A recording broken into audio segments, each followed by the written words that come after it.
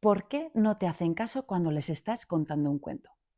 Hoy te voy a dar 3 claves muy sencillas que si las aplicas, este momento del día cambiará por completo. 1. Busca cuentos que a ti te gusten. Busca cuentos que a ti te apasionen. En este mundo hay millones y millones de libros, millones y millones de cuentos. Por eso, no tienes por qué contarle ese cuento feo y roto que está en el aula. Busca cuentos que a ti te gusten. Y si en tu colegio no hay cuentos que te apasionen, quieres comprar un libro, puedes ir a la biblioteca y coger 5 libros para toda la semana. Es especialmente importante que los cuentos que tú cuentes te gusten a ti, porque si no, eso se nota. Si tú estás contando un cuento sin sentirlo, tú te aburres y tus alumnos también. 2. Nunca leas un cuento. Cuéntalo, nárralo. Improvisa según lo que tus alumnos estén sintiendo, lo que tus alumnos te estén demostrando con su cuerpo.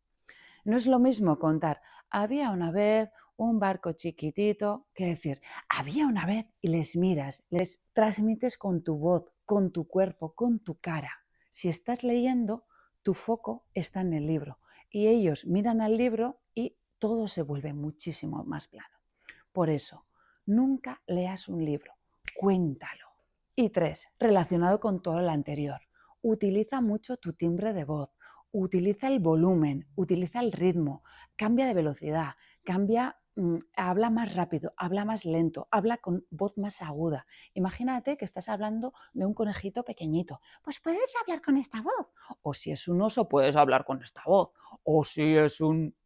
Cambia registros vocales, cambia la velocidad, cambia los gestos de tu boca, interpreta este cuento. Es verdad, muchas veces igual los niños están mirando el dibujo, pero si te miran a ti, en tu cara, en tu expresión corporal, tiene que verse este cuento. Por eso, cuanto tú más sientas el cuento, los niños más lo sentirán.